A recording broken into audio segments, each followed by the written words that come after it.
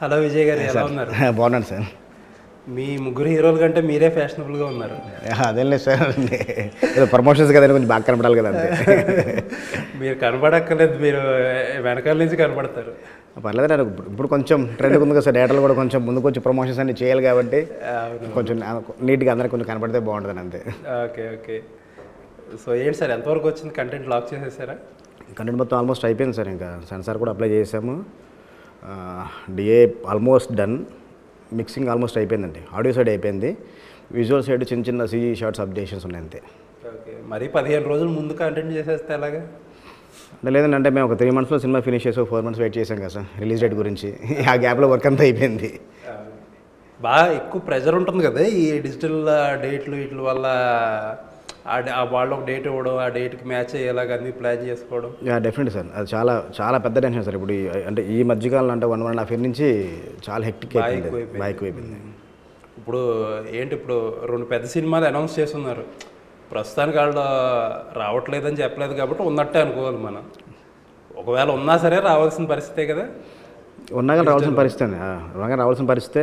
కొన్ని అవి కూడా అదే వస్తాయి రావడానికి కరెక్ట్ కన్ఫర్మేషన్ క్లారిటీ లేదు కదా సార్, అందుకోసం ప్రస్తుతానికి లేవు. ఒకవేళ వచ్చినా తప్పదు, రావాల్సింది తప్పదండి. Okay okay. సో సరే సార్, మా విషయానికి వెళ్తే అసలు ఏంటి భైరవం, ఏంటి స్క్రిప్ట్ ఏంటి, అసలు ఎలా ఎక్సైట్ చేస్తుంది మిమ్మల్ని?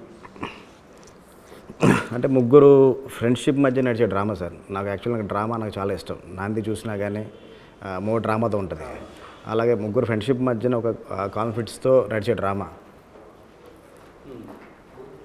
సో క్యాస్టింగ్ ఎలా చేశారండి? అంటే క్యాస్టింగ్ చూస్తే మన శ్రీనివాస్ గారు కానీ, లేకపోతే మనోజ్ కానీ, లేకపోతే రోహిత్ కానీ చాలా మంచి డిఫరెంట్ కాంబినేషన్ కింద అనిపిస్తుంది.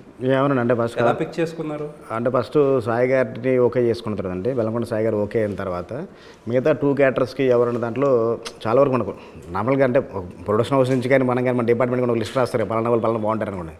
అనుకున్న దాంట్లో ఫస్ట్ నుంచి నాకేంటంటే ఒక క్యారెక్టర్కి రోహిత్ గారు, ఒక క్యారెక్టర్కి మనోజ్ గారు అయితే బాగుంటుందని నేను ముందు నుంచి నేను ఫీల్ అవుతున్నాను. అది వెళుతున్న టైంలో రోహిత్ గారు చేస్తారా లేదా చేస్తారా అనుకున్న టైంలో ఆయన అప్రోచ్ అయ్యి సరే ఇలా ఉంటుంది అని చెప్తే ఆయన ఓకే చేద్దామంటే ఏముంది, బాగుంది క్యారెక్టర్ బాగుంది, ఇప్పుడు నేను ఎప్పుడు చేయలేదు ఇలాంటి క్యారెక్టర్ చేస్తే బాగుంటుందని ఆయన ఓకే చేశారు. తర్వాత మనోజ్ గారు చాలా బిజీగా ఉన్నారు ఆ టైంలో, ఒక 2-3 films కమిట్ అయ్యి ఉన్నారు. డేట్స్ దొరుకుతాయా లేవా అనే ఒక ఈ ప్రెజర్లో కూడా మేము సరే ఒకసారి కలిసి మనం మాట్లాడేదానికి ఇలా ఉంటుందని చెప్దాం అనుకున్నాం. మనోజ్ గారు నాకు బిఫోర్ ఇంతకుముందు నుంచి పరిచయం ఉందండి, అంత కలిసి పని చేయలే కానీ నాకు కొంచెం పరిచయం ఉంది. ఎంతమంది కలిసినప్పుడు మామూలు చాలా మాట్లాడుకున్నాం, చాలా క్లోజ్గా ట్రావెల్ అయ్యాము. ఆ పరిచయంతో వెళ్ళి ఇలా అనుకుంటున్నాను అంటే ఓకే నాకు చేయాలనుంది కానీ నాకు డేట్స్ కుదిరే పరిస్థితి కనపట్లేదు నాకు. ఆ టైంలో తను ఒక చేయగలిసిన ఒక సినిమా డ్రాప్ అవడంతో ఆ డేట్స్ మాకు రావడంతో ఓకే చేశారంటే, లేకపోతే ఉంటే కానీ చేసేవారు కాదు, కొంచెం డిలే ఉండేది. కాంబినేషన్ సీన్లు కూడా ఎక్కువ ఉన్నాయి, అవి కూడా ఇబ్బంది. కాంబినేషన్స్ ఎక్కువ ఉన్నాయండి. మాకు ముగ్గురు బంగారాలు చాలా హ్యాపీగా సపోర్ట్ చేశారు. ఎందుకంటే నాకు అంటే మనోజ్ గారి నుంచి నాకు ముందు నుంచి పరిచయం కాబట్టి నాకు ప్రాబ్లం లేదు. సాయి కూల్గా అయ్యి అసలు రోహిత్ గారు అంటే ఇంకా ఫుల్ సాఫ్ట్, అసలు ఎంత అంటే ఇంకా ఆయన సపోర్ట్ అసలు ఎప్పుడు మర్చిపోలే విషయం, అసలుకి అంత సపోర్ట్ చేస్తారు అందరికీ ఆయన. ఓకే. సో రోహిత్ కానీ లేకపోతే మనోజ్ గారు కానీ ఏంటంటే వాళ్ళ పర్సనల్ లైఫ్లో ఏమో నడుస్తున్నాయి, అవేమీ ఇబ్బంది అవ్వలేదా మనకి షూటింగ్? అవ్వలేదండి. అంటే ఒక మన రోహిత్ గారు మాత్రం ఒక సాడ్ ఇన్సిడెంట్ అంటే ఆ షూట్ జరుగుతున్న టైంలోనే వాళ్ళ నాన్నగారు చనిపోయారు. చనిపోయిన కూడా కొద్దిగా సినిమాలు తగ్గించుకుని కొంచెం జాగ్రత్తగా ఓకే సినిమాలు తగ్గించుకున్నారు. మళ్ళీ కంబ్యాక్ కోసం ఆయన సోలోగా హీరోగా ఒక సుందరకాండ అనే ఒక రామ్ కామ్ ఒకటి చేస్తున్నారు. అప్పటికి మా స్టార్ట్ చేసే టైంకి అది ఫినిష్ అయిపోయింది, ఆల్మోస్ట్ పోస్ట్ ప్రొడక్షన్ ఉంది అప్పటికి. ఇంకా తప్ప సినిమా పరంగా ఆయనకి ఆయన సైడ్ మనకి ఎటువంటి ఇబ్బంది లేదండి. షూట్ జరుగుతున్న టైంలో ఒక ఇన్సిడెంట్ అప్సెట్ వల్ల కొంచెం మేము వెయిట్ చేయాల్సి వచ్చింది అంతే. ఆ సెట్ కొంచెం అంత వెయిట్ చేసి మళ్ళీ తర్వాత ఆ సాంగ్ ఇప్పుడు రిలీజ్ చేసాం కదా సార్, సాంగ్ ఫ్రెండ్షిప్ సాంగ్, ఆ సాంగ్ చేయడం జరిగింది. మనోజ్ గారి సైడ్ నుంచి లాస్ట్లో షూట్ చేస్తున్న ఒక 1 week 10 days టైం ఉన్న టైంలో ఆయన పర్సనల్ ఇష్యూస్ అవి జరిగినాయి, కానీ అవి ఏమీ లేకుండా ఆయన వచ్చి షూట్ చేశారు సార్. ఆయన ఒకరోజు మాత్రం మాకు లొకేషన్లో మా సెటప్స్ గురించి ఇష్యూ అయింది. దాని ముందు రోజు ఆయన పర్సనల్ ఇష్యూ కూడా స్టార్ట్ అయింది. కానీ ఆయన 3rd day నుంచి ఆ రోజు కూడా షూటింగ్కి వస్తాను ఫోన్ చేస్తే లేదంటే మేము ఇంకా ప్రిపేర్కి వెళ్ళేము, మాకు కొంచెం సెట్ రెడీ అవుతుంది అంటే ఓకే రేపు మార్నింగ్ నుంచి పెట్టుకున్నాను. కానీ నెక్స్ట్ డే మార్నింగ్ 7:30 వచ్చి మళ్ళీ స్టార్ట్ చేశారు సార్. ఓకే. ఆయన అంటే ఏది ఉన్నా కానీ షూట్కి వచ్చేసరికి ఆన్ సీన్కి వచ్చేసరికి కనపడకుండా తన పర్సనల్ ప్రాబ్లమ్స్ ఏమున్నా కానీ డైరెక్టర్కి ఏం కావాలి, ఆ సీన్కి ఏం కావాలి అన్న దాని మీద ఫోకస్ చేస్తారు మనోజ్ గారు. ఓకే. సోషల్ మీడియాలో ఒక అబ్జర్వేషన్, ఎంతమంది చూసారో ఎంతమంది చూడలేదు తెలియదు, కానీ కొన్ని క్యాంపెయిన్స్ నడుస్తున్నట్టున్నాయి, ఎవరు హీరో, ఎవరు మెయిన్ హీరో అని చెప్పి. రోహిత్ గారు లేదు, మనోజు లేకపోతే శ్రీనివాస్ గారి మధ్యలో. అంటే నాకైతే ఇప్పుడు రాలేదండి అలాంటిది. ఆ సినిమాలో ఈయన హైలైట్, ఈయన మెయిన్ హీరో, ఆయన మెయిన్ హీరో అంటే ముగ్గురు క్యారెక్టర్లు పోటాపోటీగా ఉంటాయి. ముగ్గురు హీరోలది పోటాపోటీగా ఉంటాయి 3 క్యారెక్టర్స్ది. రేపు సినిమా చూసిన తర్వాత ఆబ్వియస్లీ ఎవరు ఏంటని జనాలకు అర్థమైపోతుంది కదండి. అవునవును. సో ఆ లాస్ట్ టీజర్లో లాస్ట్ షాట్ ఉంది ఏంటది, కాంతారా ఇన్స్పైర్డ్? లేదండి, కథలోనే ఉంది సార్. అది కథలోనే రొటెడ్గా మనకు ఉంది. అది కథలోనే అది కావాలన్నమాట. చిన్నప్పుడు మనకి చైల్డ్ ఎపిసోడ్ నుంచి కూడా ఉంటుంది అనమాట. అది పెట్టుకొని చేసింది అది. సో ఏంటంటే అది దాన్ని ఎంత కేర్ తీసుకున్నారంటే అలా అటువంటి పర్ఫార్మెన్స్ ఏంటంటే చాలా జాగ్రత్తగా చేయాలి. చేస్తే చాలా బాగా చేసాడు అనుకుంటారు, లేకపోతే ట్రోల్ అయిపోతారు. అసలు అది ఎలా హ్యాండిల్ చేశారు? అంటే సాయి గారు కొంచెం దాన్ని కసిగా తీసుకొని చేశారు. అంటే సాయి గారు కూడా మేజర్గా performer, he's more of action performer. ఆయన జనరల్గా ఇప్పుడు దాకా ఆ లైన్లో టచ్ చేయలేదు. సో ఎలా హ్యాండిల్ చేశారు? అదేనంటే అది వచ్చేసరికి కాంతారా అని, లేదా కనుక తర్వాత గెటప్లో వస్తే మనకు పుష్ప కనుక రెజల్మెంట్స్ అనిపిస్తాయి, జనాలకు అనిపించవచ్చు. కదా మనకు కథలో రొటేట్ కదా ఉంది కాబట్టి మనం చేయాల్సి వచ్చింది. ఆ రెండు ఎక్కడ రెజల్మెంట్స్ లేకుండా చేసామండి సినిమాలో. కథలో ఏదండి లేకుండా చేశారు ముందు కథలో. అంటే ముందు మేము కథ అనుకుంటే మేము స్టార్ట్ చేసే టైంకి మాకు పుష్పాలో ఉన్న జాతర ఎపిసోడ్ వస్తాను మనకు తెలియదు. కాంతారా కూడా మనం చూసాం కాబట్టి మనకు తెలుసు అంతే. అవును. అంటే అది ఎక్కడా రాకుండా రెజల్మెంట్స్ లేకుండా చేసాం. మన కథకి అయితే ఏమైతే కావాలో అంతవరకు రెజల్మెంట్స్ లేకుండా చేసాము. మోరెవర్ ఏంటంటే ఇప్పటివరకు సాయి గారు యాక్షన్ పర్ఫార్మర్గా అందరిని అలరించారు. కానీ ఈ సినిమాలో ఆయన నెక్స్ట్ లెవెల్ పర్ఫార్మెన్స్, ఆయన ఎమోషన్ కానీ ఎంత బాగా చేస్తారని సినిమాలో చూస్తారు. ఓకే, కంపారిజన్స్ రాకుండా ఉంటాయంటారా కాంతారాకి ఆ పర్టికులర్ ఎపిసోడ్కి? రాదండి రాదు. ఇది వచ్చే 3 వేరు, అది వచ్చే 3 వేరు అండి. కథలో ఇన్సిడెంట్ కూడా ఎందుకు రావాలి అంటానికి కూడా అది కూడా ఆ 3 వేరు, అందువల్ల రిజల్మెంట్స్ అయితే రాదు. ఓకే. సో రీమేకుల గురించి కోవిడ్ తర్వాత చాలా డిస్కషన్ నడుస్తుంది. రీమేకులు జనాలు చూడట్లేదని, కంటెంట్ అవైలబిలిటీ ఎక్కువైపోయిందని చెప్పి. దానికి చూస్తున్నట్టు కూడా మనకి ఎగ్జాంపుల్స్ కూడా ఉన్నాయి. మనకి బిగ్గెస్ట్ సూపర్ స్టార్స్ చిరంజీవి గారిది బాలాశంకర్ కానీ లేకపోతే హిందీలో అమీర్ ఖాన్ గారిది లాల్ సింగ్ చడ్డా కానీ జనాలు రిజెక్ట్ చేశారు. అసలు న్యూమరస్ విక్రమ్ వేద కానీ, బోలా కానీ, లేకపోతే మొన్న వచ్చిన సినిమాలు కానీ. ఏంటి అసలు ఆ థాట్ ప్రాసెస్ ఏంటి? ఇప్పుడు మీకు ఆ డౌట్ ఏం రాలేదా ఫస్ట్? అంటే బేసిక్గా నేను రీమేక్ చేయడం కోసం నేను చాలా అంటే అపోజ్ చేస్తానండి బేసిక్గా, అంటే నాకు పర్సనల్గా. ఎందుకంటే నేను మా టీం కలిసి 2 కథలు, మంచి కథలు రాసుకున్నాం. నంది కానీ ఉగ్రం కానీ అలా చాలా కథలు కూడా ఉన్నాయి. కానీ ఈ సినిమా వచ్చి నాకు ప్రపోజల్ వచ్చింది మా కోవిడ్ వచ్చిన వెంకటేశ్వర గారి దగ్గర నుంచి. ఇలా ఒక సినిమా రిలీజ్ అవుతుందండి, చూడండి బాగుంటే చేద్దాం అనేసి. దాని ముందు సాయి గారితో ఒక సినిమా ట్రావెల్ అవుతున్నాము, ఒక సినిమా చేద్దాం ట్రావెల్ అవుతున్నాం. ఇంకా కథ ఏం కథ చేద్దాం ఏంటంటే ట్రావెల్ అవుతున్న టైంలో శ్రీధర్ గారు చూపించిన తర్వాత నాకు బాగా కనెక్ట్ అయింది కదా. అంటే నా స్టైల్లో ఉంది కొంచెం, నేను చెప్పాలనుకున్న ఎమోషన్స్ అన్నీ ఇందులో ఉన్నాయి, ఎమోషనల్గా బాగా చెప్పొచ్చు కథని అనుకుని కథని నేను ఓకే చేసుకున్నాను. బేసిక్గా నాకు రీమేక్ ఇష్టం లేనిది కూడా ఈ సినిమా చూసిన తర్వాత ఓకే బాగుంది సార్ శ్రీధర్ గారు చేద్దాం అని కన్విన్స్ అయ్యి ఒప్పుకున్నాను. బేసిక్గా సార్ రీమేక్ చేస్తే ఆడకపోవటం ఉండదు. ఈ 3-4 ఇయర్స్గా జరగవచ్చు, ఎందుకంటే ఓటీటీలో సినిమా చూసేస్తున్నారు ఏదంటే కాబట్టి. కానీ మనం సేమ్ ఆ సినిమాని ఎక్కడ ఆ సినిమాలో ఒరిజినల్లో ఉన్నది మిస్ అవ్వనీయకుండా చేస్తే చూస్తారని నా గట్ ఫీలింగ్ అండి. ఈ సినిమా మరి ఓటీటీలో ఎంతమంది చూసారో గరుడన్ అనే సినిమా నాకైతే తెలియదు. రేపు డేట్ ఏమైనా చేసాం కాబట్టి గరుడన్ రీమేక్ అని తెలిసిపోతుంది కాబట్టి అందరూ చూస్తారు. చూసినా పర్లేదండి. చూసిన తర్వాత వాళ్ళు ఫస్ట్ ఓపెనింగ్ అలా వచ్చి కూర్చున్న తర్వాత ఓపెనింగ్స్ దానికి ఒక రిజల్మెంట్స్ గుర్తు వస్తూ ఉంటుంది కదా, ఇలా ఉంటుంది అనుకుంటారు. కానీ అక్కడి నుంచి అరే ఇది కాదు అనిపిస్తుంది. వెళ్తున్నప్పుడు కథలో మూడ్లో కూడా కథ ఇదే కదా అనిపిస్తుంది, కానీ ప్రజెంటేషన్ వేరేలా ఉంటుంది. కాబట్టి డెఫినెట్గా నాకైతే ఆ ప్రాబ్లం రాదనిపిస్తుంది రీమేక్ చేసినా కానీ జనాలు ఎక్కడ. ఇప్పుడు మీరు చెప్పిన దాంట్లో కూడా 2 కాంట్రాస్టింగ్ వ్యూస్ కనపడ్డాయి నాకు. ఒకటి ఏంటంటే కథలో ఒరిజినాలిటీ మిస్ అవ్వకూడదు అంటున్నారు. ఇంకొకటి ఏంటంటే ఆడియన్స్ చూస్తారు, అక్కడక్కడ రిజంబ్లెన్స్ వస్తుంది, బట్ డిఫరెంట్గా ఫీల్ అవుతారు అంటున్నారు. అదే కథ మారుస్తారు, ప్రజెంటేషన్ మారుతుంది. ఓకే, కథ మారదు, ప్రజెంటేషన్ మారుతుంది. ఓకే, అప్పుడు ఆ డైరెక్టర్ ప్రజెంటేషన్కి మనకి ఒక చిన్న వేరియేషన్ ఉంటుంది కదా సార్. మనం కథను ఒకలా చూస్తాము, మీరు ఒకలా చూస్తారు, ఇంకోలా చూస్తారు. అలానే ఈ కథని ఇంకో ప్రజెంటేషన్ చూసాను, కానీ కథలో సోల్ ఎక్కడైతే కోర్ ఎమోషన్ ఉందో దాని మొత్తం డిస్టర్బ్ చేయలేదు. ఓకే. సో ఇప్పుడు ఈవేళ రేపు థియేటర్స్కి ఆడియన్స్, ఫ్యామిలీ ఆడియన్స్ చాలా తక్కువగా వస్తున్నారు థియేటర్స్కి. ఎక్కువగా ఇక్కడ కానీ యూఎస్లో కానీ ఏ ఏరియా చూసినా సరే ఎక్కువగా యూతే సినిమాల కలెక్షన్స్ డ్రైవ్ చేస్తున్నారు. ఇక్కడ 1-2 ఎక్సెప్షన్స్ తప్పితే మేజర్గా వాళ్ళే చూస్తున్నారు టికెట్. వీళ్ళందరికీ ఏంటంటే ఓటీటీలో కంటెంట్ ఎక్కువైపోయింది. ఓటీటీలో కంటెంట్ ఎక్కువైపోయింది. కొంతమంది ఓటీటీకి డబ్బులు ఖర్చు పెట్టడం ఏంటంటే అక్కడ ఇక్కడ డౌన్లోడ్లు చేసి ఓటీటీ సినిమాలు చూసేస్తున్నారు. ఆ అవైలబిలిటీయే కదా ప్రాబ్లం. అసలు సినిమా బాగుంది బాగాలేదు, కథ బాగుంది బాగాలేదు అనేది అసలు డౌటే లేదు.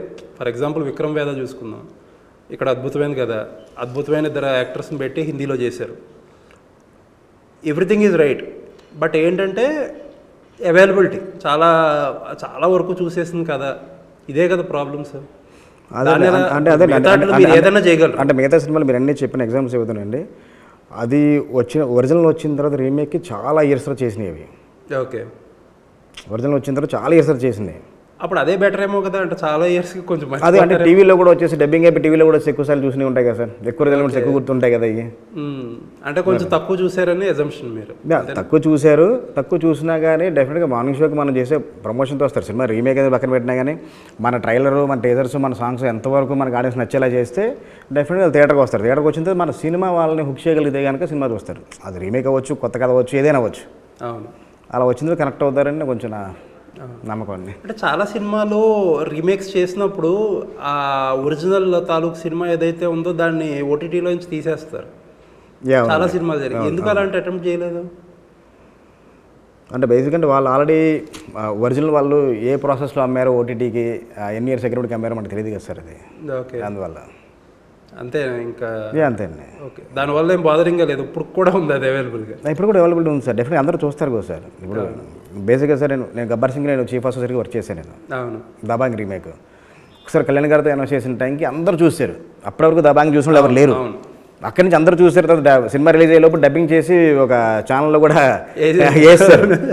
అయినా కానీ దబాంగ్ నుంచి గబ్బర్ సింగ్ చూసినప్పుడు దబాంగ్ రిజల్ట్మెంట్ చాలా తక్కువ ఉంటుంది.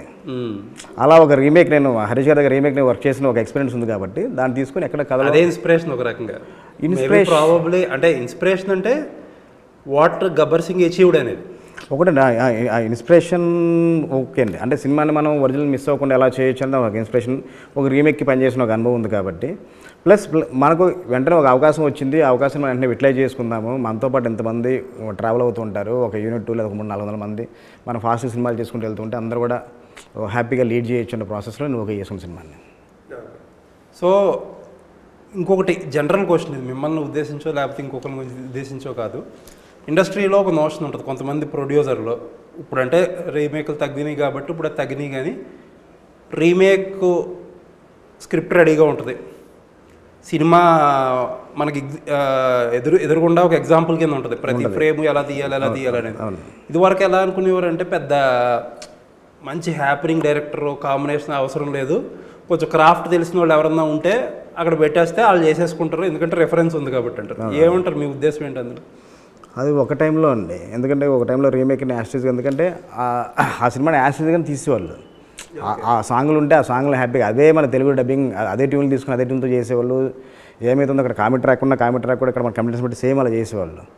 కానీ ఇప్పుడు ఆ సిచ్యువేషన్ లేదు కదా సార్. ఇప్పుడు మన నేటివిటీకి మనకు కావాల్సిన మన హైకి ఇప్పుడు ఓటీటీ వచ్చిన తర్వాత, కోవిడ్ తర్వాత చూసే ప్రేక్షకుడు చాలా థ్రిల్ ఫీల్ కావాలని ఎక్స్పెక్ట్ చేస్తుంటాడు. అవన్నీ కావాలనుకున్నప్పుడు మనం యాస్టీజ్గా చేస్తే వాడు చూసేసిన దానికి మనం కనెక్ట్ చేయలేం కదా. ఇప్పుడు మీకు ఏది ఈజీ అంటే ఇప్పుడు ఒక స్క్రిప్ట్ స్టార్టింగ్ నుంచి చేసుకోవడం బేసిక్గా నా కథనే తీయడం ఈజీ సార్. ఎవరికైనా కానీ వాళ్ళు రాసుకున్న కథ తీయడం చాలా ఈజీ, రీమేక్ కొంచెం కష్టం. ఓకే, ఎందుకంటే ఉంటుంది, అదేమీ హెల్ప్ అవ్వదు, మనకు హెల్ప్ అవుద్దండి. కానీ అంటే మనకు ఒక వ్యూ థాట్ ఒకటి ఉంటుంది కదా సార్, మనకి మనం ఈ సీన్ ఇలా ప్రజెంట్ చేయాలనేది, అందువల్ల అక్కడ డెఫినెట్గా మారుతుంది అక్కడ. కానీ ఒక సక్సెస్ఫుల్ సినిమా రీమేక్ చేసినప్పుడు మనకు అనిపిస్తుంది కదా, మన చుట్టూ ఉండేవాళ్ళు ఏమంటారంటే అది ఆల్రెడీ హిట్ సినిమా కదా, దాని నుంచి ఎంత డీవియేట్ అవ్వాలి, ఏం డీవియేట్ అవ్వాలి అనేది ఒక కన్ఫ్యూజన్ నడుస్తుందా? అంటే సార్ ప్రతి సినిమాకి సార్ సక్సెస్ ఫెయిల్యూర్ పక్కన పెడితే అన్నీ బాగున్నాయి కొన్ని చేస్తాం మనం. సినిమా మార్నింగ్ షో రిలీజ్ అయిన తర్వాత మన రివ్యూ రైటర్స్ కానీ ఇంకోళ్ళు కానీ ఆ సినిమాలో తప్పుల్ని కొంచెం మనకు రాస్తారు. అప్పుడు కొన్ని తెలుస్తుంది రైటర్స్ కూడా. ఎందుకంటే ముందు ఒక పర్స్పెక్టివ్ వెళ్తున్నప్పుడు కొన్ని కనపడకపోవచ్చు, కొన్ని కనపడవచ్చు, లేకపోతే ఇది అండర్లైన్ అవ్వకపోవచ్చు అనుకుంటారేమో. అలా ఇప్పుడు హిట్ సినిమాకైనా కానీ చూసిన తర్వాత అరే ఇందులో ఏదో ప్రాబ్లం ఉంది, ఇందులో ఏదో ప్రాబ్లం దీన్ని కరెక్ట్ చేసుకుంటే బాగుంటుంది అని అలా కరెక్ట్ చేసుకుని చేసాం అనమాట. సరే, ఈ కంటెక్స్ట్లో చిన్న క్వశ్చన్ నాకు. ఒక్కొక్కసారి సినిమా మేము చూస్తాం కదా, జనరల్ ఆడియన్స్ గాను క్రిటిక్స్ గాను సినిమాలు చూస్తాం కదా, చూసినప్పుడు ఒక్కొక్కసారి అనిపిస్తుంది ఇంత చిన్న మిస్టేక్ కదా, చాలా ఓపెన్గా ఉంది కదా, అది ఎలా మిస్ అయ్యాడు, డైరెక్టర్ ఎలా మిస్ అయ్యాడు, ఇంతమంది ఉంటారు కదా, ఎవరో చెప్పలేదా అంటారు. అసలు ఎందుకు జరుగుతాయి అవన్నీ? అదే సార్ ప్రాబ్లం. అంటే తెలుసుకుంటే డెఫినెట్గా డిస్కషన్లో మా అసినేటర్ కానీ లేదా రైటింగ్ టీం కానీ ఎవరైనా డిఓపి కానీ సంథింగ్ షూట్ జరుగుతున్నప్పుడు యాక్టర్స్ ఎవరు చెప్పినా కానీ డైరెక్టర్ దాన్ని కరెక్ట్ చేసుకోవడం కోసం చూస్తాడు. అది ఎక్కడ మిస్ అవ్వడం వల్లే అది ఆ ఫ్లాగ్ అలా ఉండిపోతుంది. అది అంటే ఎందుకు చెప్పరు అంటే వీళ్ళు చూడలేకపోతారంటారా, లేకపోతే నిజంగా డైరెక్టర్కి మనం చెప్పడం ఏంటి, ఎందుకు వచ్చింది కూడా మనకి? ఇప్పుడు సిచ్యువేషన్ లేదు సార్. అంటే ఒకప్పుడు అలా ఉండేదేమో. ఇప్పుడంతా డైరెక్టర్ అసిస్టెంట్స్ అందరూ వాళ్ళ ఫ్రెండ్సే ఉంటున్నారు. అందుకే కోడైరెక్టర్ కానీ వాళ్ళ టీం అందరూ కూడా ఎప్పటి నుంచో కలిసి ట్రావెల్ ఉంటుంది, ఫ్రెండ్స్గానే ఉంటున్నారు. అందరూ ఒరే మామ బావ అనుకునే బ్యాచ్ తప్ప డైరెక్ట్గా ఏది ఉన్నా కానీ డైరెక్ట్గా క్లోజ్గా అండర్లైన్ చేసి చెప్తారు. అది అక్కడ వాళ్ళు కూడా దాన్ని అండర్లైన్ చేయలేకపోయారేమో. ఓకే. సో మీరు ఎలా అప్రోచ్ అవుతారు ఒక స్క్రిప్ట్ని? అంటే కొంతమంది ముందు స్క్రిప్ట్ రాసుకునేటప్పుడు చేస్తారు, కొంతమంది లాస్ట్ మినిట్ వరకు కూడా చేంజెస్ చేసుకుంటారు. మీరే టైప్ డైరెక్టర్? అంటే బేసిక్గా నేను మా టీం అంటే మొత్తం అంటే నా దగ్గర ఉగ్రం కానీ రైటర్ వెంకట్ సత్య అందరం బేసిక్ ఫస్ట్ నుంచి ఇండస్ట్రీకి వచ్చిన ఫ్రెండ్స్ అనమాట. అందరం కలిసి అంటే అందరూ ఒక ఐడియాలజీ కాబట్టి మేము సింక్ అయ్యేమో తెలీదు. రూమ్మేట్స్ ఉన్న ఒక ఐడియాలజీ ఉంటేనే సింక్ అవుతాం కదండి. అలా సింక్ అయ్యేమో. అక్కడి నుంచి అంటే నాకు కొంచెం సోషల్ అవేర్నెస్ అండి, అలాగే నా పక్కన కూడా కొద్దిగా అలా ఉంది. కాబట్టి ఏదైనా ఒక ఐడియా, ఒక సోషల్ కాజ్ తీసుకుని ఒక ఐడియా చేద్దాము అనుకుని అక్కడి నుంచి పట్టుకొని దానికి కథల్లోకున్న తర్వాత ఇది ఏ ప్లాట్ఫామ్లో చెప్దాం, ఏ రేంజ్లో చెప్పచ్చు మనం దీన్ని, సొసైటీకి ఏ రేంజ్లో చెప్తే బాగుంటుంది అనుకుని అక్కడి నుంచి కథ రెడీ చేసి ముందుకు వెళ్తామండి. ఓకే. సో లాస్ట్ మినిట్ చేయడం ఉన్నా సార్. అంటే ఒక్కసారి డైలాగ్ వర్షన్కి వెళ్ళే ముందు స్క్రిప్ట్ అంతా లాక్ చేస్తామండి. తర్వాత అక్కడి నుంచి ట్రీట్మెంట్ చేసుకుని డైలాగ్ వర్షన్కి వెళ్తాము. డైలాగ్ వర్షన్కి వెళ్ళిన తర్వాత లాక్. దాంతో పెద్దగా రీరేట్లు పెద్దగా ఏముండదండి. ఓకే.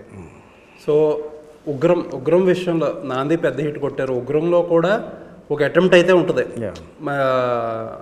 నరేష్ గారిని డిఫరెంట్ పర్స్పెక్టివ్లో చూపిస్తారు. ఆ నైట్ యాక్షన్ అవన్నీ చూస్తే ఖచ్చితంగా ఒక డిఫరెంట్ అటెంప్ట్. బట్ నాందికి వచ్చినంత రిజల్ట్ ఉగ్రంకు రాలేదు. ఏంటి, ఎక్కడ where did it go wrong? అంటే బ్యాక్ టు బ్యాక్ వెంటనే చేయడమో కాంబినేషన్ తెలియదు కానీ అంటే అందరూ కూడా మళ్ళీ నాంది ఇలా ఉంటుందని ఎక్కువ మంది ఎక్స్పెక్ట్ చేశారేమని నాకు వచ్చిన ఫీడ్బ్యాక్స్ అండి. కొంచెం గ్యాప్ తీసుకొని నేను కూడా 2-3 ఫిల్మ్స్ చేసిన తర్వాత చేసి ఉంటే కనుక డెఫినెట్గా ఇంకా మంచి రిజల్ట్ వచ్చి ఉండేది. స్క్రిప్ట్ వైజ్గా ఏమనుకున్నారు? ఏదన్నా కొంచెం డిఫరెంట్గా అప్రోచ్ అవ్వాల్సిన ఏదన్నా ఫీడ్బ్యాక్? లేదండి, స్క్రిప్ట్ సైడ్ అయితే నాకైతే ఎక్కడ పెద్ద కంప్లైంట్స్ రాలేదండి. అందరూ అంటే నాంది ఒక ఎమోషనల్ డ్రామాతో చేసాం కదా, వెంటనే మనం ఇంకో జోనర్లోకి వెళ్ళేసరికి కాంబినేషన్ అందరూ ఆడియన్స్ అందరూ ఎక్స్పెక్ట్ చేసిందంటే సేమ్ అలా ఉంటుందేమో అని ఎక్స్పెక్ట్ చేశారు. వాళ్ళ ఎక్స్పెక్టేషన్కి మనం రీచ్ అవ్వలేకపోయి, మనం ఇంకొక పర్స్పెక్టివ్లో ఇచ్చాం కాబట్టి కొంచెం అనుకున్నంత యాక్సెప్ట్ చేయలేపారు. బట్ స్టిల్ గుడ్ విల్ అయితే ఉంది, ఏదో డిఫరెంట్గా ట్రై చేశారు. అంటే ఇప్పుడు సినిమాలు మన ఇండస్ట్రీలో ఫెయిల్యూర్స్ ఏం తక్కువేం కాదు, అన్ని ఫెయిల్యూర్స్ మనకి. అంటే సక్సెస్ ఫెయిల్యూర్స్ వస్తాయి. అంటే ఉగ్రం కన్నా బాగా తక్కువ అనే సినిమాలు కూడా అందరూ చాలా హిట్లు అని చెప్పారు. అలా చూసుకున్న ఉగ్రం అందరికీ హ్యాపీయే. ఏదో కొద్ది గొప్ప పోయింది, కొద్ది గొప్ప మైనస్ అయింది. అలా చూసుకుంటే చాలా సినిమాలు ఫ్లాప్ కింద లెక్కేయాలి. అందువల్ల నేను ఉగ్రం ఫ్లాప్ నేను ఏదో ఒప్పుకోను. ఎందుకంటే ఎంత వచ్చింది ఎంత ఏంటి అన్నది ఆ ప్రొడ్యూసర్కి మాకు తెలుస్తుంది కాబట్టి. అందువల్ల చాలా పెద్ద సినిమాలకి ఎంత పర్సనల్ పోయినా దాన్ని హిట్ కింద బొమ్మ వేశారు కాబట్టి మనం మాట్లాడకూడదు. బొమ్మ వేయలేకపోయారు మీరు? వేయలేదంటే. ఓకే. సో మీ మీద ఒక చిన్న ఎలిగేషన్ కూడా విన్నాను నేను. విజయ్ గారు ఉగ్రం సినిమాకి వెళ్ళినప్పుడు ఒక బడ్జెట్ చెప్తారు, ప్రొడ్యూసర్గా ఒక బడ్జెట్ చెప్తారు. ఆ బడ్జెట్ అయిన బడ్జెట్ కంటే తక్కువ, అదే అయిన బడ్జెట్ ఎక్కువైంది. ఆబ్వియస్లీ మన ఇండస్ట్రీలో జరిగేదేం కాదు, జరగనిదేం కాదు, జరిగింది. బట్ మీకు తెలిసే ఆ టైంలో మీకు ఆ బడ్జెట్ మీరు పట్టుకెళ్ళే టైంకి ఇంతకంటే ఎక్కువ అవుతుంది, బట్ ప్రొడ్యూసర్ని భయపెట్టలేక ప్రొడ్యూసర్ని కన్విన్స్ చేయడానికి అని చెప్పి తక్కువ బడ్జెట్ చూపించారని ఒక ఎలిగేషన్ మీ మీద. ఎలిగేషన్ మీరు అంటారు ఎలిగేషన్ అండి. ఎందుకంటే ఫస్ట్ బడ్జెట్ వేసుకున్నప్పుడు నేను ఇచ్చిన బడ్జెట్ నేను మొత్తం డీటెయిల్గా ఇచ్చాను. ఎందుకంటే మరి నాంది ఎప్పుడు డీటెయిల్గా ఏదైతే బడ్జెట్ వేసామో అదే బడ్జెట్ని ఎడిట్ చేసి నీట్గా ఒక బడ్జెట్ ఇచ్చాను. సరే ఎంత అవుతుంది అనుకుంటే ప్రొడక్షన్ హౌస్ కూడా మొత్తం ప్రిపేర్ చేసుకుని ఇంత కాదండి ఇంతలో అయిపోవచ్చండి మేము ఆల్రెడీ చేస్తున్నాం కదా అన్నారు. సో ఇంతలో అయిపోతే మీకు హ్యాపీ సార్ అన్నాం. ఓకే, వాళ్ళు చెప్పిన దానికి నేను చెప్పిన దానికన్నా ఇంకా కూడా పెరిగింది అది వెళ్ళే ప్రాసెస్లో. అది కావాలని నేను పెంచింది ఉండదు. నేను సినిమా తీస్తున్నప్పుడు సీన్లు నచ్చి వాళ్ళు ఖర్చు పెట్టింది తప్ప ఎక్కడ అపోజ్ కూడా జరగలేదు. అంతేగాని నేను అంటే ఈ కథకి ఎంత అవుతుంది కాబట్టి ఎంతైతే వీళ్ళు తీరేమో కాబట్టి మనం తక్కువ చెప్దాం అనే మెంటర్ నాది ఎప్పుడు ఉండదండి. నేను ఎప్పుడు చాలా ఓపెన్గా ఉంటాను. బడ్జెట్ పెరుగుతుంది నా సినిమాకి రెమ్యునరేషన్ కూడా తీసుకోలేదు. నేను మాట్లాడుకున్న దాంట్లో ఫస్ట్లో కొంత తీసుకున్నాను, అక్కడి నుంచి రెమ్యునరేషన్ వద్దని చెప్పాను నేను. అంటే నాకు నాందికి వచ్చిన దానికన్నా నాకు ఒకరికే చాలా తక్కువ వచ్చింది అనుకోవాలి. ఎందుకంటే బడ్జెట్ పెరిగింది, ప్రొడ్యూసర్ కూడా భారం ఎందుకు నేను తీసుకోలేదు నేను. ఓకే. సో ఏంటంటే అంటే ప్రమోషన్స్ ప్లస్ ఇంకోటి నేను నాందిలో హిట్ ఇచ్చిన తర్వాత ప్రొడ్యూసర్ నేను లైవ్ చేసి చేయాల్సిన అవసరం లేదు. అప్పటికి నాకు చాలా ప్రొడక్షన్స్ అడ్వాన్స్లు ఇచ్చున్నాయి, చాలా మంది హీరోలు అడుగుతున్నారు. ఒకరి దగ్గరికి వెళ్ళే ఆ టైంలో కొంచెం అవ్వలేదు. మళ్ళీ నరేష్ గారితో చేద్దాం అనుకున్నప్పుడు నేను బ్లఫ్ చేయాల్సిన అవసరం నాకు లేదు కదా. అదే కాంబినేషన్కి వేరే పెద్ద ప్రొడక్షన్స్ కూడా చేద్దామని అడిగారు. కాకపోతే నాగో సాహు గారికి ముందు నుంచి రిలేషన్ ఉంది కాబట్టి వాళ్ళు ప్రొడ్యూసర్స్ ముందు నాకు పరిచయం కాబట్టి హరీష్ గారు సాహు గారు లేదు మనమే చేద్దాం, మన కమిటీ నేను చేస్తాను కాబట్టి చేసాను అనమాట. లేదంటే ఇప్పటికీ సాహు గారికి అయితే మీ క్రాఫ్ట్ మీద అదే మంచి లేదు ఇప్పటికి రెగ్యులర్ మాడుకుంటూ ఉంటాం సార్. మళ్ళీ ఎప్పుడు సినిమా చేద్దాం ఉంటారు, మళ్ళీ గట్టి హిట్ కొట్టి మళ్ళీ చేద్దాం నేను ఆడుకుంటూ ఉంటాం. సక్సెస్ అంత ఎఫెక్ట్ చేస్తుందా? సక్సెస్ ఫెయిల్యూర్ అంత ఎఫెక్ట్ చేస్తుంది? డెఫినెట్లీ సార్, ఏదైనా కానీ అంతే. మేము సింపుల్ సార్, ఎక్కడనే అంటే ఒక సినిమా ఇండస్ట్రీ కదా, ఎక్కడైనా కానీ అదే కదా సార్ సక్సెస్ ఫెయిల్యూర్. మీకు అంటే చాలా ఎనర్జెటిక్గా ఉంటారు, ఎందుకు కొంచెం తగ్గినట్టు అనిపిస్తున్నారు లాస్ట్ ఇంటర్వ్యూకి ఇప్పటికి? లేదు, కొద్దిగా 2 days నుంచి ఫేవర్ ఆల్రెడీ ప్రోగ్రామ్ అన్ని సెట్ అయినాయి కదా ఉద్దేశంలో నేను ఇంకా మిస్ చేయకూడదు అని దాంట్లో వచ్చాను నేను. 2 days నుంచి ఏం లేదు అసలు ఏం లేదు. అంతే ఫుల్ హెవీ ఫీవర్ నుంచి కూడా హెయిర్ బీడ్ అంతా ఉందని కట్ చేసుకుని వచ్చరికి మొహం షింక్ అయిపోయాలనిపించిందో తెలియదు కానీ అసలు ఏం లేదు. ఓకే తగ్గేదేలే అంటారు. అదే లేదు. సో ఏంటి సార్ ప్రమోషన్స్ ఏంటి, జనాలని థియేటర్కి రప్పించడం అనేది పెద్ద గగనం అయిపోయింది. ఏదో ఒకటి డిఫరెంట్గా చేస్తే తప్ప ఇప్పుడు నాని గారు లాంటి వాళ్ళే మన కోర్టు సినిమాకి ఏదో పెద్ద స్టేట్మెంట్ ఇచ్చి అలా రకరకాల ప్రతి సినిమాకి ఏదో ఒకటి చేయాల్సి వస్తుంది. ఏంటి ఏం ఆలోచిస్తున్నారు? 2 కాన్సెప్ట్స్ అనుకున్నామండి, కాన్సెప్ట్ డిజైన్ అవుతున్నాయి, ఆయన కొంచెం షూట్ చేసి వస్తే డెఫినెట్గా సినిమా కూడా కొంచెం కొత్త మళ్ళీ అరే ప్రమోషన్స్ కూడా ఇంకో డెఫినెట్ ట్రై చేశారు కదా అనే ఫీలింగ్ అయితే తీసుకొస్తామండి. డెఫినెట్ ఆ ప్రమోషన్స్ ఆడియన్కి అయితే హుక్ చేస్తాం అనిపిస్తుంది. థియేటర్కి సినిమా చూస్తే బాగుంటుందని అయితే ముందు ఇంకా మనకు టైం ఉంది కాబట్టి ఎంతవరకు చేయాలని మొత్తం డిజిటల్ టీము మా పిఆర్ టీం అందరూ కూర్చొని ప్రతిరోజు 1 hour కూర్చొని డిస్కస్ చేస్తున్నాం. ఓకే. సో ఫైనల్గా ఒక రకమైన ఇండస్ట్రీలో ఒక రకమైన ఇది జరుగుతుంది మేజర్గా డిజిటల్లో తక్కువ రోజులకి రావడం, డేట్లు ఫిక్స్ చేయడం, లేకపోతే ఆడియో రకరకాలుగా సినిమాలు కొన్ని నోన్ హీరోలు కూడా సినిమాలకి జనాలుగా రాకపోవడం. ఒక యంగ్ డైరెక్టర్, రిలేటివ్గా చాలా యంగ్ డైరెక్టర్ మీరు ఇండస్ట్రీలో. సో ఏమనిపిస్తుంది ఈ వర్క్ ప్రెజర్లో ఒక డైరెక్టర్ మైండ్లో ఏం జరుగుద్ది సార్? అంటే వాటి గురించి మాడేంతకు నాకు ఇంకా ఎక్స్పీరియన్స్ లేదండి. కాకపోతే ఏంటంటే ఎప్పుడు ఒకలా ఉంటుంది సార్, ఎప్పుడు ఒకలాగైతే ఇండస్ట్రీ ఉండదు. ఒక 6 నెలలు అవ్వచ్చు, 1 నెల అవ్వచ్చు. ఇప్పుడు డిజిటల్ వాళ్ళు ఓటీటీ వాళ్ళు అందరూ కూడా కంటెంట్స్ కొనకుండా ఆపారు. వాడికి కంటెంట్ కావాలి కదా, వాడి ఛానల్ రన్ అవ్వడం కోసం వాడికి కంటెంట్ కావాలి కదా. ఎంతసేపు బ్లాక్ చేయగలడు? ఒక 4 months బ్లాక్ చేసి 6 months బ్లాక్ చేయగలడు. సో ఆటోమేటిక్గా తనకి కంటెంట్ కావాలి, మళ్ళీ డిమాండ్ వస్తుంది, మంచి డెఫినెట్గా వస్తుంది. ఎప్పుడు ఒకలా ఉండదు కదా సార్, మొత్తం రొటేషన్ తిరుగుతూనే ఉంటుంది కదా. సో ఏంటంటే నెక్స్ట్ ఏముంది? నెక్స్ట్ ఇంకా అనుకోండి, స్క్రిప్ట్స్ అయితే రెడీ చేసుకుంటాం. పెద్ద పిల్లలకి చెప్దామంటే రెడీ చేసుకున్నాం స్క్రిప్ట్స్ అయితే. ఓకే. సో ఫైనల్గా చెప్పండి భైరవం, ఏంటి ఆడియన్స్ ఎందుకు థియేటర్కి రావాలంటే? అంటే చాలా కాలం తర్వాత ఒక మంచి ఫ్యామిలీ ఎమోషన్స్తోని, ఒక ఫ్రెండ్షిప్ ఇన్ బాండింగ్స్తోని, ఫ్యామిలీ ఎమోషన్స్తోని డెఫినెట్గా అంటే చూసిన ప్రతి ఒక్కరికి నచ్చే సినిమా అంటే ఇది. అంటే ఒక యూత్ అనే కాదు, ఫ్యామిలీస్ కూడా నచ్చే సినిమా. కొంచెం యాక్షన్ అయితే ఉంటుంది కానీ అంతకన్నా చాలా మెలో డ్రామా ఉంటుంది. ఫ్యామిలీస్ బాగా నచ్చే మెలో డ్రామా ఉంటుంది. చాలా ఎమోషన్ సీన్స్ ఉంటాయి. మనోజ్ గారు, సాయి గారు, రోహిత్ గారు, జయసుధ గారు, ఆనంది, అందరూ యాక్టర్స్ గురించి చాలా ఎమోషనల్ హై సీన్స్ ఉంటాయి. డెఫినెట్గా వస్తే కనుక మీరు ఒక మంచి ఒక ఫ్యామిలీ డ్రామా చూసాం, అరే మన కథల్లో కూడా మన ఫ్యామిలీస్లో ఇలాంటివి జరిగి ఉన్నాయి కదా అని డెఫినెట్గా రెజల్మెంట్స్ వస్తే వాళ్ళకి డెఫినెట్గా వాళ్ళకి ఒక మంచి సినిమా చూసిన ఎక్స్పీరియన్స్ అయితే ఇస్తుంది. కానీ 3 హీరోలు ఉన్నప్పుడు జనరల్గా ఇమేజ్లు, యాక్షన్లు ఏవో లెక్కలు ఉంటాయి కదా, ఆ లెక్కల్లో కొంచెం యాక్షన్ ఎక్కువ పెట్టాల్సి వచ్చింది. అలా ఏం పెట్టలేదండి, అలా కథ వరకు అంతవరకు తప్ప నేను అంతకన్నా ఎంతవరకు ఉండొచ్చు యాక్షన్? బాగుంటుంది సార్. ఓకే. అంటే ఉగ్రంలో ఫుల్ మంచి యాక్షన్ ఉంటుంది, నైట్ సీక్వెన్స్లో గట్టిగా ఉందండి. సాయి గారు మాస్ హీరో, సాయి గారు ఎంతవరకు యాక్షన్ చేస్తే బాగుంటుంది అంతవరకు ఉంటుంది. అవునా? Okay. Anyways very nice talking to you అండి. Thank you sir. All the best. మళ్ళీ హిట్ కొట్టి మీరు మీ మెడలో నాంది చైన్ ఉంటుంది. అవునండి, ఉన్నప్పుడు ఉందండి, ఇప్పటికీ ఉంది. నాంది చైన్ ఉంటుంది.